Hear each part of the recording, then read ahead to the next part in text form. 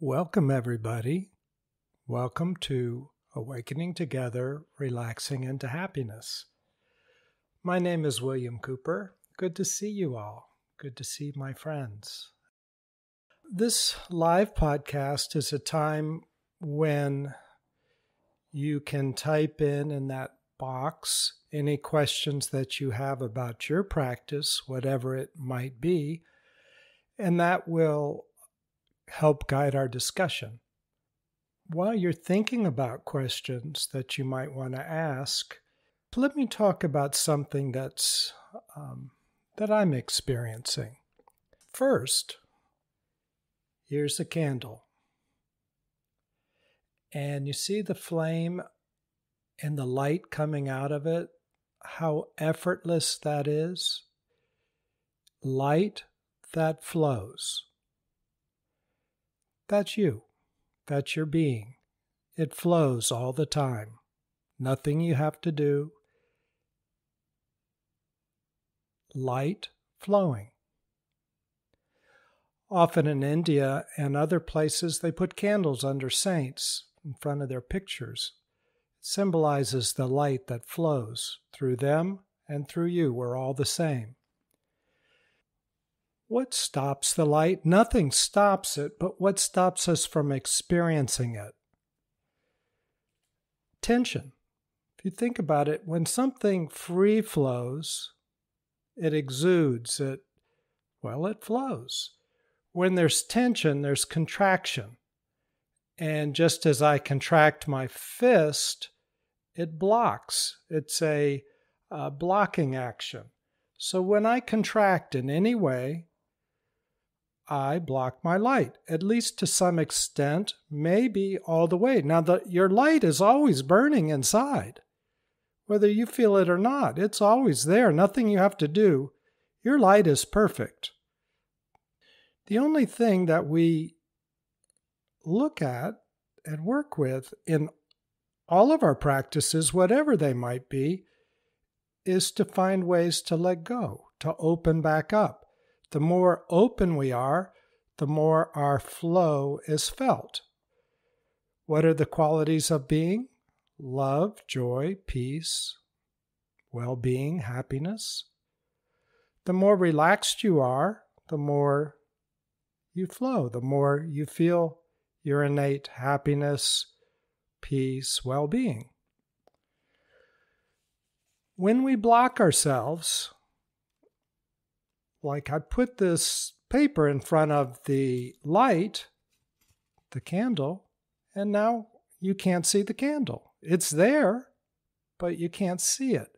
Inside of us, when we put thick thoughts and emotions, when we create them, and then stick them in front of our light, we get so bogged down with our constructions that unless we deconstruct them, they continue to exist maybe forever, and they block us. There's no problem with our light, only that we have created a tension. When our light is blocked, we feel fear, we feel hurt, we feel anger, and all these things are tensions. You don't feel more relaxed when you feel anger. You don't feel more relaxed when you feel fear or hurt. So, a quick thing to notice inside of you, is there any tension at all? If there is, that might be a good thing to release. In all of our podcasts, we talk about the how to release it, because that's an easy thing to say, just let go. But often what is not said is how to let go. Now, can I share something with you? We'll get back to this light, but I'm going to use myself as an example today, and then we'll get to your questions. But just maybe 3 hours ago, I got a call, and I heard that a dear friend of mine, Sherry from Austin, was found on our kitchen floor, and she's now in the hospital, and she's got a lot of cancer going on. I don't know all the details, but it's difficult. I've known her for 30 years. And she's a being full of love and light. So I feel a natural contraction. But always I feel this too. I feel my light. I feel this light within me, my being, always. I didn't used to feel it. I used to be so covered with thoughts and emotions, perspectives, hurts, fears, angers, anxiety, existential angst, everything you can imagine. I've felt it through the years. That was most of my life. But doing the things we've talked about in our podcasts, these thoughts and emotions have over time dissolved, let go, released, and relaxed. So now I always feel my light. I'm not blocked in that way. I do meditate every day. I do yoga every day. But my whole day is feeling my light, whether I'm doing meditation or not, just going through my life. I feel light, my beingness. I say this because we're all the same, and I'm using myself as an example to say, if I can do it, you can. And if you're here, I know you're highly motivated, and motivation is more or less an outward sign of what's happening inside of you. You are on a deep path of awakening, and all of us are in different places on that path of awakening. Now, as I started to say, when I go through my day, and I'm not meditating, but I'm just going through my day, I experience myself as light, and I experience all of the remaining tensions, perhaps, coming up at the same time. I feel everything. Sometimes my body goes into spasms. Just like my stomach might spasm, or my shoulders or something, and it's okay. It's a release of this pent-up blocking. I've had a lifetime, perhaps lifetimes, of blocking things.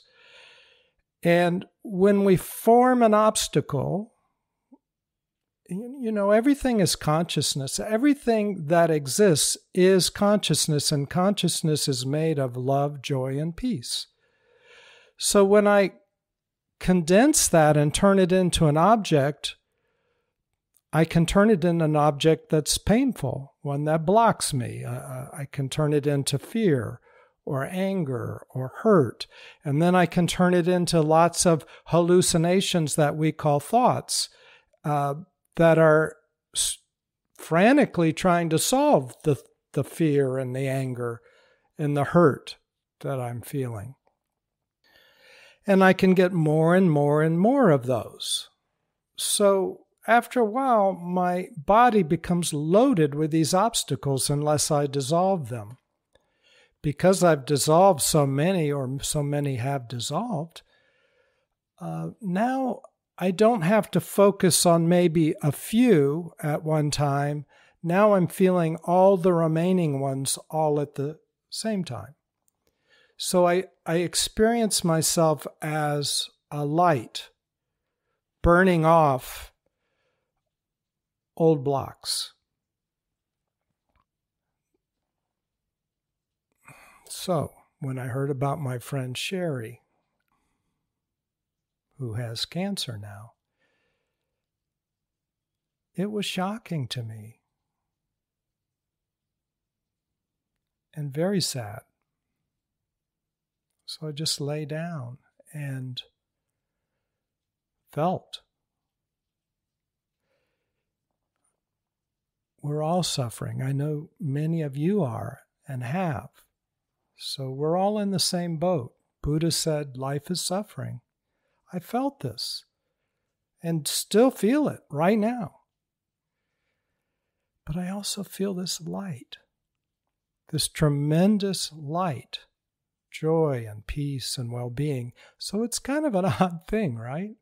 You feel sad for your friend, and you feel immense joy and peace also. And the odd thing about it is, I know it's okay. Doesn't look okay, but I know it is okay. One way or the other, it's perfect. Jesus said, be in the world, but not of it. Well, how did that work for him? When his friend Lazarus, when he heard that his friend Lazarus had died, in John chapter 11, Jesus wept. That's the shortest verse in the Bible. Jesus wept. Now, he was perhaps the most awakened being that's ever lived. And I'm a Hindu, I'm a Buddhist, I'm a Christian, I'm everything. But I acknowledge my friend Jesus, very awake. He wept. And the night before he was to be crucified, he was praying in the Garden of Gethsemane, and he was so anxious, he sweated blood. I'm saying this because you're on your path, and you feel things, you feel suffering. And yet at the same time, it's okay to feel good, because you are good. And the more you meditate or do your practice, the more you'll feel both things at the same time. If there is a reason to feel sad, you will feel sad fully. When Jesus was crucified, he said to God, or if you want to put it in Hindu or Buddhist language, maybe we'll say the infinite. He said, why have you forsaken me? Why am I completely cut off from you? Why have you left me? So he had a lot of doubt and anxiety, fear. Yet, he felt the light within him, and he said, forgive them, for they know not what they do.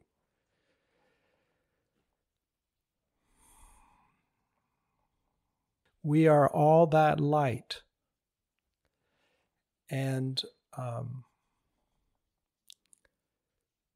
that's what we're doing here, right? Awakening together, feeling our light. As I feel all these tensions that I talked about come up, and sadness now, as I feel them, it's as if I'm throwing, because they're in the light of my awareness, I'm feeling them. And I'm aware of them. I am light, aware of the suffering. It's as if I'm throwing logs into a fire, and they're catching fire, they're burning. As they burn, they emit more light, but also, as they break down and burn, they release what condensed them into logs. Remember, I said we condense consciousness, which is love, joy, and peace, into sometimes harmful things, hurt, fear, and pain. Anger. When we throw those logs of hurt, fear, and anger on the fireplace, and they start to burn and release back into love, peace, and joy, they release what condensed them, what I did to condense them into logs. And what is that? That is, they released the fear that I put into them to turn them into an emotion of fear and all the thoughts that come from it, or anger, or hurt. So when you meditate and you sit still, you can't repress this stuff anymore, and it comes out. And that's why meditation can be so painful at first. That's why the mind doesn't stop. There is no peace at first. because these logs are burning. After a time, like what I'm experiencing now, the light is more powerful than the logs. So yes, I feel hurt. I feel pain. And it's affecting me. But I feel more light and more love and more peace and more joy than I feel pain. This is true for all of us. This is how we're all made, or how we all function, how we all flow.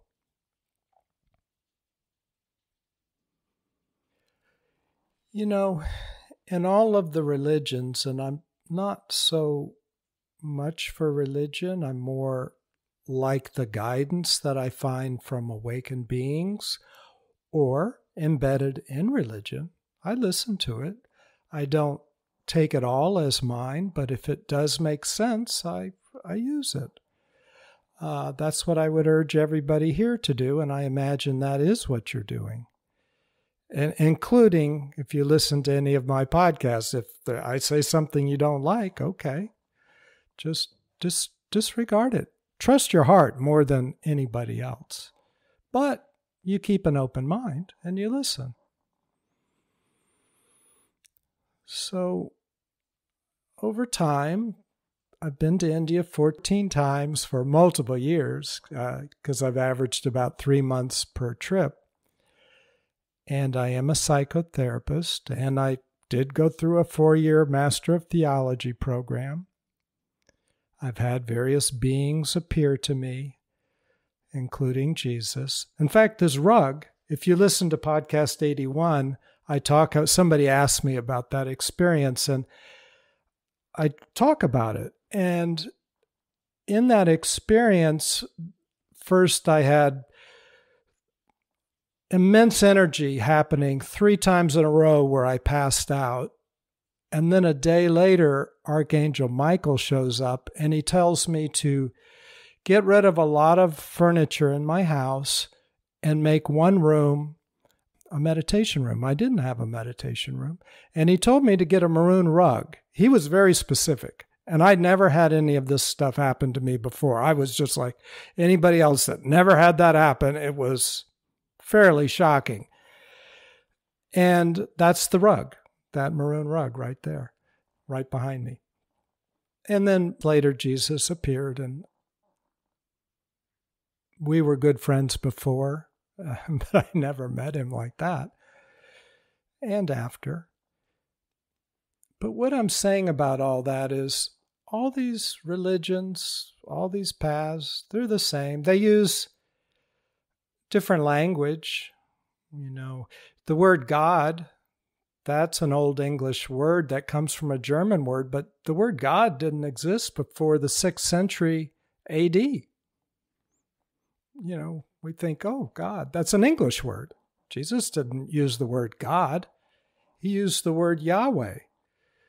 And that wasn't even a word. It was just YHWH. And that means I am that I am, or being. Now, in Eastern experience, it's all about being. I mean, so you can say the infinite or you can say God. The fruits of the Spirit, love, joy, and peace. The qualities of being, love, joy, and peace. So it's good not to get confused over the semantics. It's all the same thing. Everybody's you, all of me. We discover the same thing. There's light. That's it.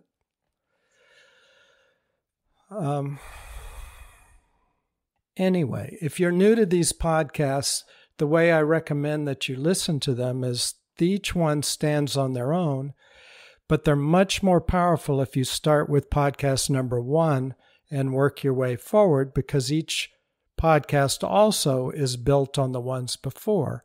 And the theme of these podcasts is awakening. And over all those trips to India and talking to all those hundreds of gurus, I had one very powerful guru for over 10 years. He's the one behind me in the yellow.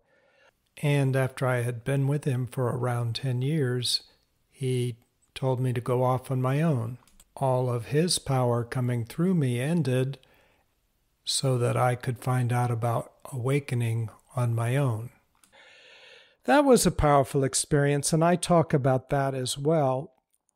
But the point is, these podcasts are all the things I've found important, step by step. And I try to say them simply and easily.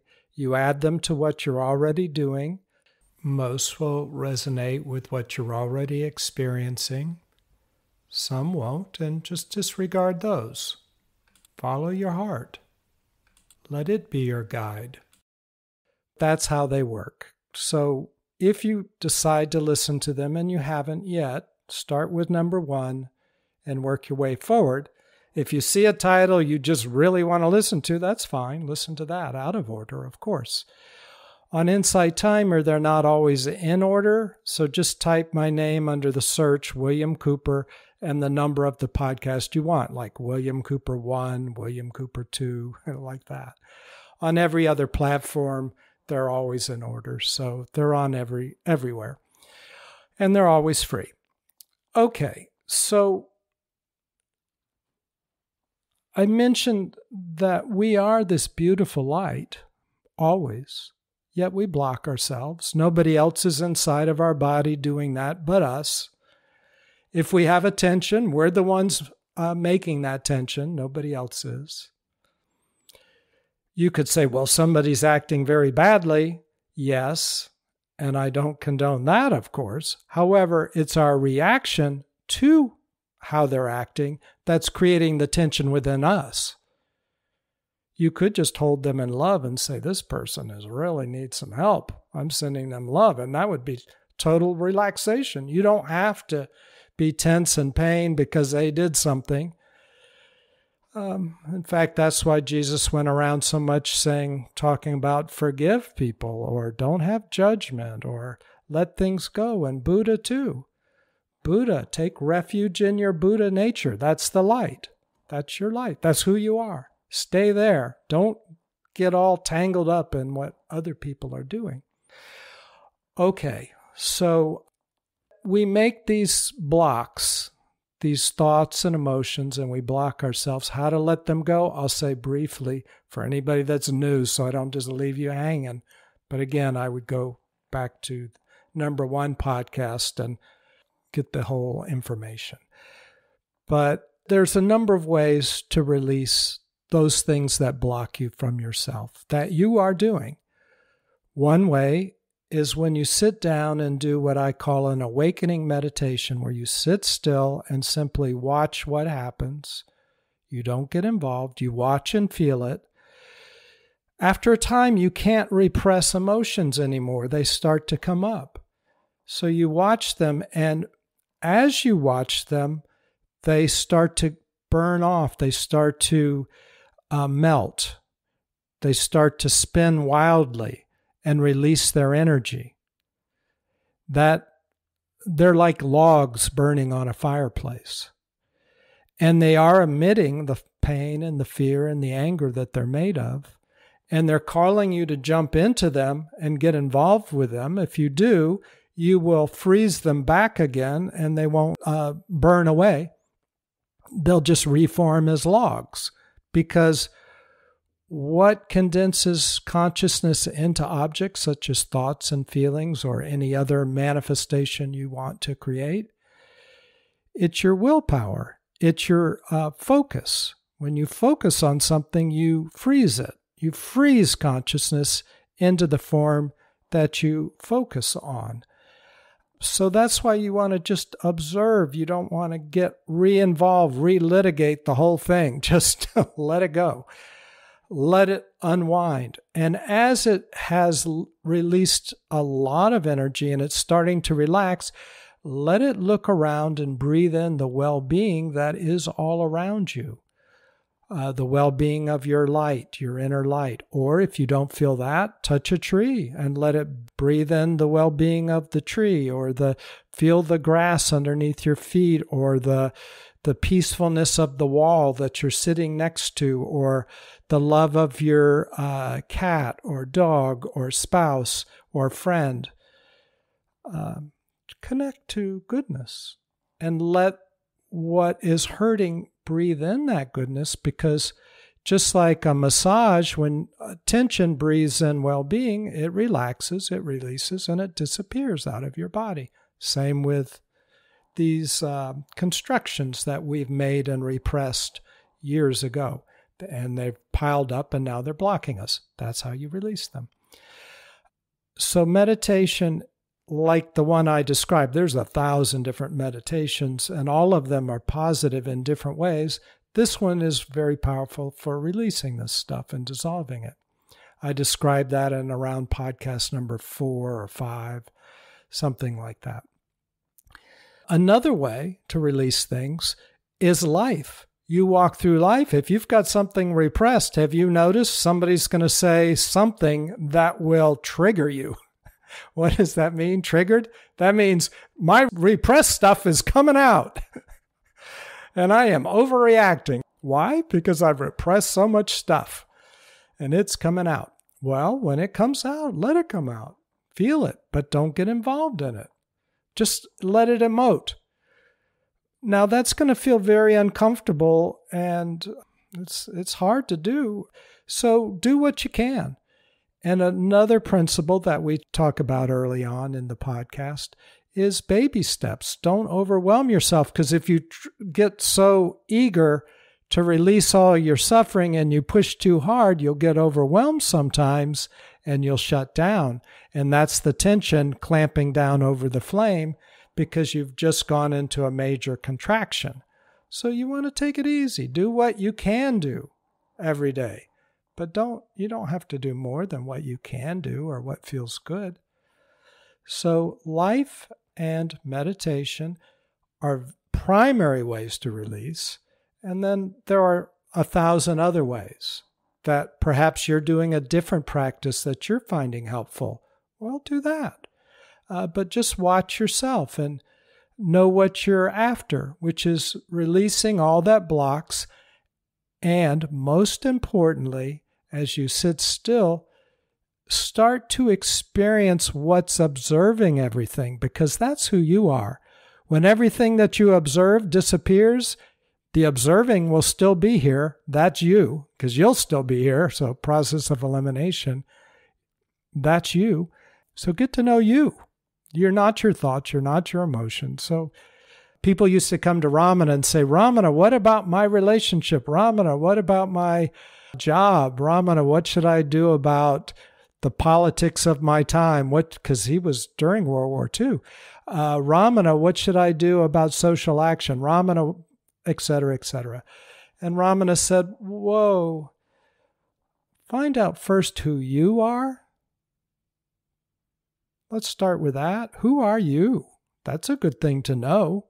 Before you decide what you are going to do about this, that, or the other, find out who you are. And then that will inform your trajectory into the world. Because this light that we really are, we're not the hurt, we're not the fear, we're not the anger, and everything that comes from it. We're not our attitudes. We're not our habits. We're none of these things. If they disappeared, if one of them or all of them disappeared, we'd still be here. We're the light. And the qualities of the light is love, peace, joy. So when we flow from love, peace, and joy, our world looks quite different than when we react from fear, hurt, and anger. Those are our blocks, and because we can't feel ourselves, we don't flow, so we rather do the only thing that we're left to do, which is react. So Ramana would say, find out who you are first. That'll change everything. Okay, so again, we talk about all this in great detail, so step by step. So I'll read what some of you are thinking, and if you come up with some more questions or thoughts, just type them in. Jennifer was talking about my friend Sherry. So sad to hear that, William. I'll be thinking warm thoughts of your friend. Thank you, Jennifer. Rue and Jennifer send love. And Ruth says, if meditation burns the logs of past pains frozen in the mind-body, how does one better process the slew of present daily pains and grievances without them turning into logs? Rather, how do you real-time burn? That is such a good question, Ruth. Thank you. Thank you for bringing that up. It's so important.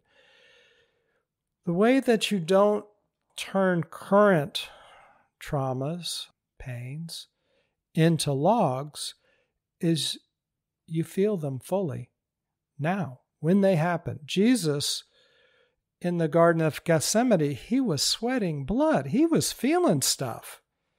He wept when his friend Lazarus died, when he heard of that. So he wasn't holding on to anything. He was letting his hurts flow. Now you can do this as you're melting your old logs. You don't have to wait to melt all the old logs and then start doing this with current things. You do them all at the same time, of course. So if somebody cuts you off in traffic and you feel very irritated, maybe you don't have to yell. They can't hear you anyway. You just maybe keep your mouth shut and feel what you're feeling. All that anger that's coming up or frustration, that's old stuff. It's way more than what happened in traffic. Somebody driving poorly, that's their problem. Why do I have to feel angry?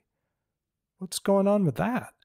It's just my old stuff coming up. So when I feel it fully and just feel it now, it's very uncomfortable. I want to yell. I want to do something. I was right and he was wrong. All of that.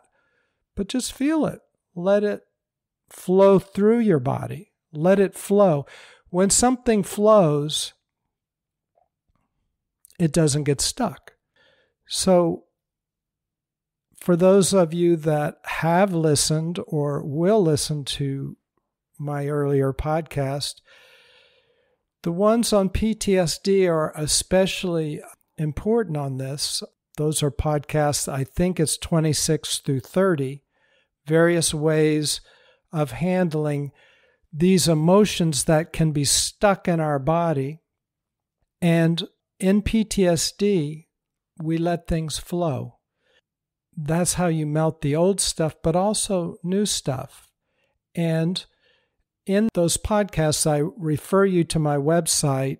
Go to the resource page, and on that, there are some videos at the bottom of the page by Peter Levine, who's a pioneer in PTSD.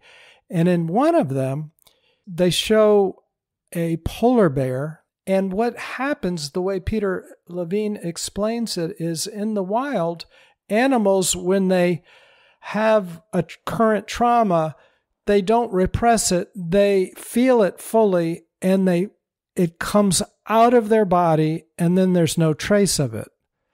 Same for us, but we're too smart. We just repress it because we don't want to feel any of it at all. So we just stick it under the surface. But he suggests that when you feel something, just let it flow. Let it flow. So when somebody cuts you off in traffic and anger goes through your body, let the anger go through your body. Feel it. Shudder. Move around if that's what your body's called to do.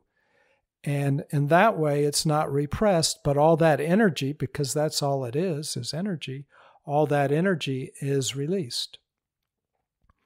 I hope that helps, Ruth. If you want me to talk about it a little bit more, let me know. Rue asks, would listening to music without vocals in awakening meditation be right or wrong? Well, I'll give you a number of answers. Nothing is ever wrong. If it helps relax and open you up, I would do that if it works for you. Now, at later stages, really silence is so powerful. And more can release, I feel, in silence, because in music, it does give me something to rest on or relax into or focus on. And because part of my attention is focused on something else, it takes away some of the attention from the actual thing that's coming up, the hurt, the fear, the anger, and all the thoughts that are associated with them.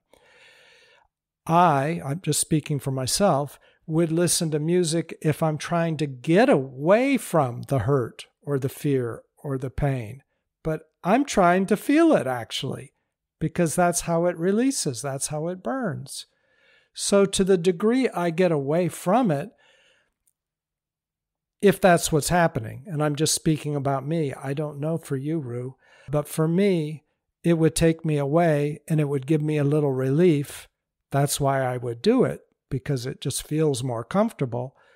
I would remove it so that I wouldn't feel more comfortable, because even discomfort in any way, even if it was boredom or anything, that itself is a feeling that is stuck in my body that needs to release. Because anything that's not love, joy, peace, well-being, or happiness, which are the qualities of my being, anything other than that, such as boredom, fear, frustration, hurt, anger, tension, anything but love, peace, and joy, happiness, etc., is not me. So I want it to release. I want to feel it and let it release. With the caveat, and this may be the good place for music, if you do it too fast, you'll shut down and block your own releasing because you're overwhelmed. Your whole system has shut down. So you have to do this in baby steps. Ramana talked about half steps, like watching your breath, or doing a mantra meditation, or doing japa, repeating a mantra over and over and over, like with beads. Could do japa with an affirmation, I am love, I am love, I am love. But he said, after some time, start off saying it out loud if that helps you focus, because you're so much in pain, you need something to help you focus. But slowly say it more and more softly, and then silently, and then just don't say it at all. Just rest in silence. But do this transition over a period of months or years, and listen to yourself. Don't overwhelm yourself. Go very, very slowly. That's a wonderful question, both from Ruth and from Rue. Thank you. Ashley, exactly how I'm feeling about a relationship right now. Can't let it flow, but it's definitely on the chest. A lot of anger, frustration from the past. Yes, Ashley, this is the human condition. We're all feeling something. It almost, in some ways, doesn't matter what the content is. It's the feelings that are coming up to release. Because in the end, you let everything go. And it's all joy. I mean, that's kind of what death is too. Hopefully, you let everything go. That's the goal. In Buddhism, they talk about having a peaceful death. I don't know that you can have a peaceful death unless you've already let everything go and you have discovered that you are peace. But it doesn't matter, because the idea of past lives aren't. You just pick up where you left off and keep going. There's no hurry to any of this, except that many of us are in suffering. I know I was in so much suffering that I wasn't eager to wait around. I just wanted to solve some of this. Ashley continues, what happens, say, in trauma if you've purposely repressed as to deal in pockets of flow? I feel I had to do that during my PTSD, which was so uncomfortable, but my body just wasn't allowing the flow. I'd like to reteach myself to feel now. What another good comment, Ashley. I actually did this in high school. I admired people that didn't feel, because I felt so much. And I froze myself. I didn't know anything. I'm a kid. And I just thought that was the way to be and not feel stuff. And it took me decades, I guess, to thaw out. I remember thinking, decades later, wow, I feel this frozenness inside. And there is a protective aspect of freezing some of this stuff. Again, I'm not saying feel everything all at once for everybody all the time. I'm saying what I'm doing now. But I've worked on this for decades. And I've sat still and I've watched I'm aware of my thoughts and aware of my emotions. And I've had those logs burn and burn and burn and release pain and release pain and release pain. So as the pile goes down, I can feel more and more and more. I get clearer and clearer and clearer. But to do it all at once, I don't think, a wise thing. So I think you've been very wise to purposely feel things in pockets, perhaps one at a time. But as more and more things are felt, and you go very slowly from PTSD, you know that that's one of the hallmarks. Go slowly so that you don't get overwhelmed. Just keep releasing, pendulate from feeling your hurt and fear and anger, and pendulate, swing like a pendulum, and touch, connect to something that feels good. And connect to it and feel that in you. And then let the anger and fear and hurt breathe in a little of that. And then feel a little bit more of the anger, fear, and hurt. And then pendulate back over to goodness. It's a process. So how to thaw everything out? I think you are. And that's just what the process looks like. That's what it looked like for me. Pockets, thoughts, feelings, one by one. Sometimes there was so much repressed on a certain subject, it was like a giant iceberg. And it felt like, even though I was experiencing lots of this iceberg and watching it, that nothing was happening. But something was happening. A little piece melted off, and then another little piece, and then another little piece. Over time, it melted. Yours will too. So I think you're doing the right thing. If you haven't listened to these podcasts, they're very focused and very powerful on this exact subject. Start with number 1 and work your way forward. It will supplement all the hard work you've already done. And I'm not saying you haven't already done far more than what's in these podcasts. But whenever I listen to a person's podcast, if they're helpful, they deepen what I've already done. So see what you think, if you haven't already. Alexandria, would you mind speaking a bit about how the painful feeling may move through the body as it uncramps before it releases? Yes, again, great questions, everybody. Well, for me, and this is, I've been at this for so long that it has felt different ways through different times in my life. And I've noticed that we're made of many realities at the same time. So it's hard to speak about something as if there's only one reality. Sometimes pain comes in the form of tension caused by philosophical questions. So it has to be answered on the level of answering those philosophical questions before I can relax enough and drop down to the next level, which is the angst that started the philosophy in the first place. So other times it's in my body and there are cramps, and physical things like yoga can be helpful. But let me address your question the way that I'm feeling now. So I meditate every day. Consistent baby steps every day I've found to be helpful, whether it be an exercise or spiritual exercise or whatever, because I can handle something every day. and it adds up. It's like if you have a room full of dirty socks and they've been piled up for decades, old pizza boxes and old furniture and dirty socks, and they've been piling up for decades, and you want to have a clean room, you've got to go in that room and pick up a sock one day. Well, you don't want to pick them all up. It's too much. So go in every day and pick up a sock. One day the room will be clean. Same for us. So I show up, I do my meditation. I also am in nature a lot. I also do yoga. And I feel things coming forth, you might say. Maybe they're loosening, maybe they're relaxing, but often I'll feel pain that may be repressed way down deep. It comes up, and I've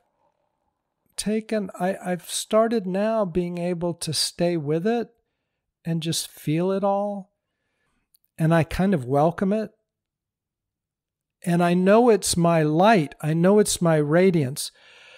In one of my prior podcasts, I said, being around awakened beings, you feel so much light that sometimes you have to lie down on the floor or sit down in a chair. It takes the breath out of you. It's so powerful. Now, we're not used to this in our daily life. So for that reason, it's good to see a guru, I think, at least one day. You don't have to follow them or anything like that, but just feel what I'm talking about. And then you'll know how powerful you are. And then you'll know what the level of blockage you have between you and your inner light. Because if you're not feeling that radiance that knocks the wind out of yourself, or it could be, depending on what chakra it's coming through, it could be felt as deep silence or peace or deep love. So I don't want to put it any one way. But if you're not feeling that to the degree you're not, that's where you're blocked. So I welcome all the blocks to come up, all the pains. And often the way I feel it is I get muscle cramps. I get cramps in my stomach, and it's like spasms. Sometimes I just have to lie there. It's so painful, but I know this is my light. As I said before, we turn consciousness, which is love, joy, and peace, into objects. But that consciousness is my light. Consciousness comes from light. Love, joy, and peace are the qualities of light. So that's all I am, is light. But some of that light I've twisted into hurtful things.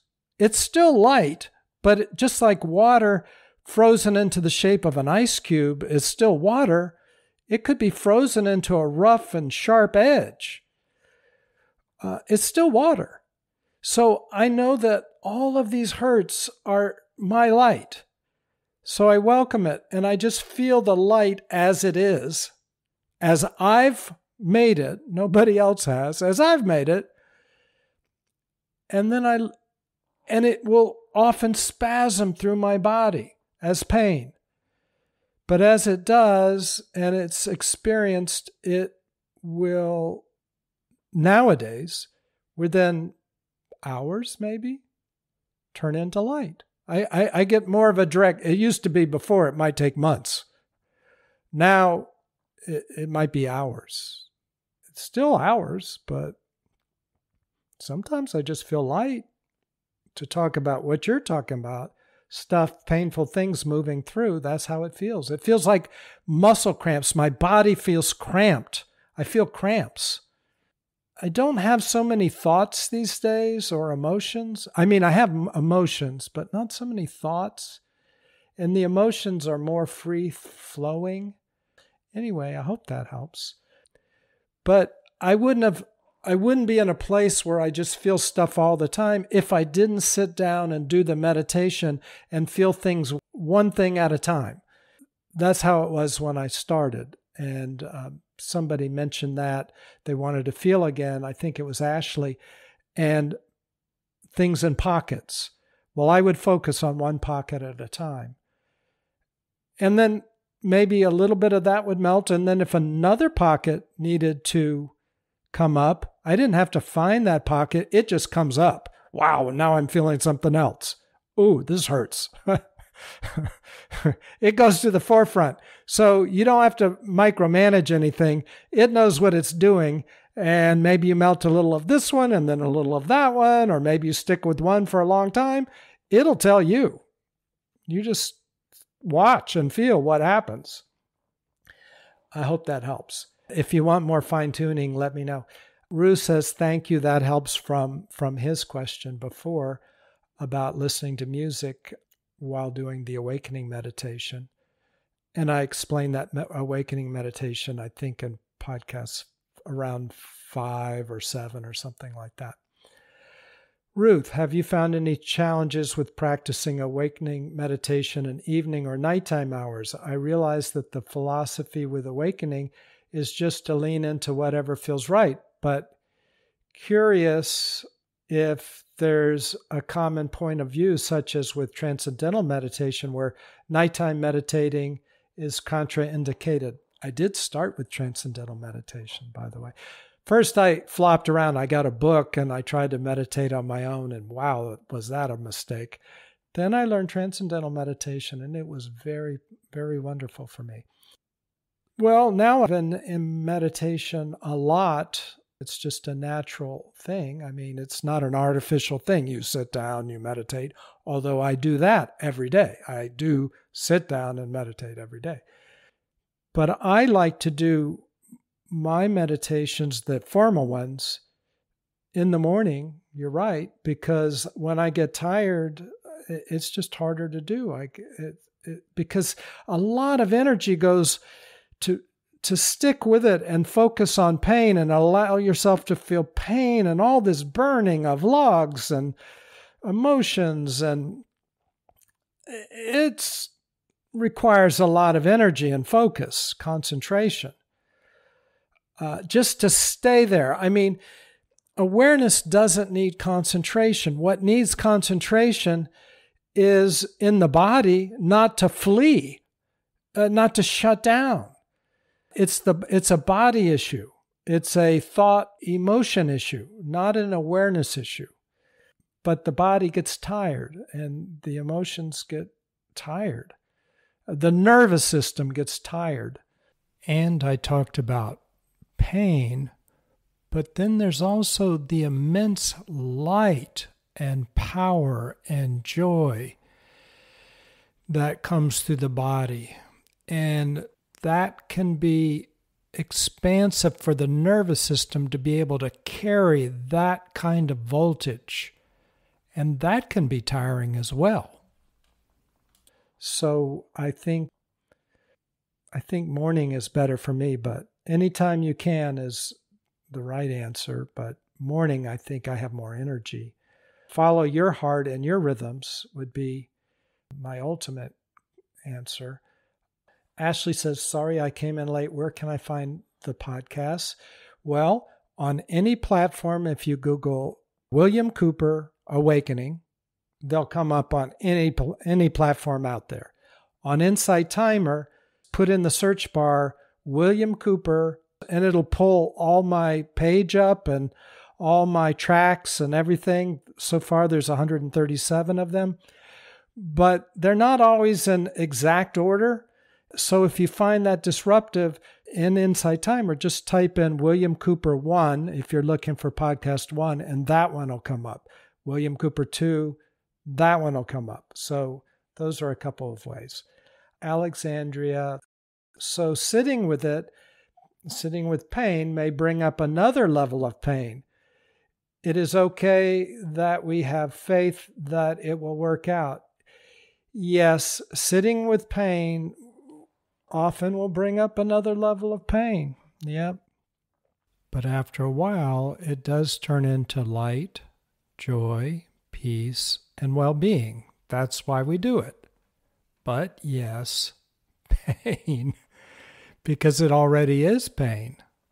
And until it unwinds and relaxes and dissolves into what it truly is, free-flowing consciousness, which is love, joy, and peace, it's felt as frozen pain. And as you sit with it, it can reveal deeper pain.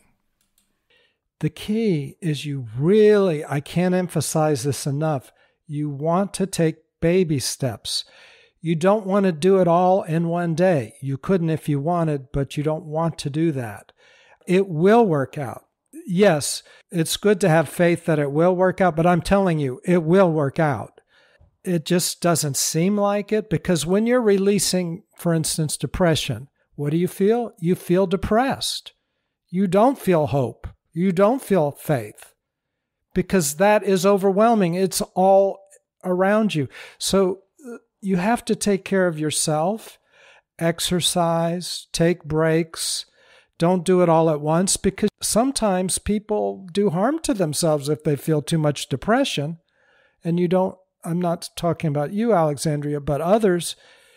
Take care of yourself. And if by sitting still and bringing stuff up, you get harmful thoughts and things, just stop them. Take this in baby steps. And if anybody is overwhelmed, and it would be good to have support from a psychotherapist, get psychotherapy, because that's a place that can help one level. And as that level in you is helped, it helps your whole awakening process. I'm not saying everybody needs psychotherapy or should have it, but I'm just saying if you feel that you do, get it. None of my podcasts are psychotherapy. That's with a person, talking with a person. Friends are good. So connection is good. But yes, after one level of pain dissolves, or as it's dissolving, you may feel a deeper level. Yes. The key is you wouldn't feel it if it wasn't already in you. So it's good that it's releasing. It's not a bad thing. It's a thing, oddly enough, to be joyous about, but it's hard to be joyous when you're hurt. So, but it's true. And Yvonne says, you just spoke the words I needed to hear. Perfect. Okay. Everybody, thank you so much. We're all in the same boat. And by the way, you can heal people as far as you've healed, and everybody can heal somebody. You'll have a friend or a partner or somebody you'll bump into on the street. Your hard work will heal them. Just being near them will heal them. The energy that you have, you might not feel that you have much energy coming out of you, but to the degree that you've worked on yourself, it is coming out. It is going through their nervous system. My former guru, Bhagavan, used to say, the energy that comes through a person who has healed a certain thing in them is most powerful to heal that same thing in another person.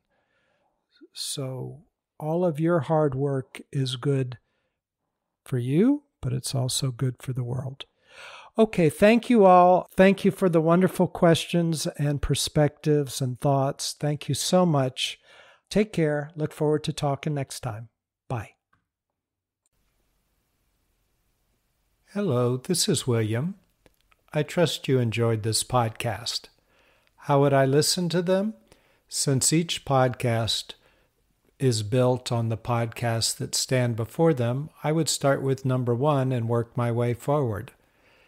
If you enjoyed this podcast, please consider sharing it with a friend. Thanks so much. Bye.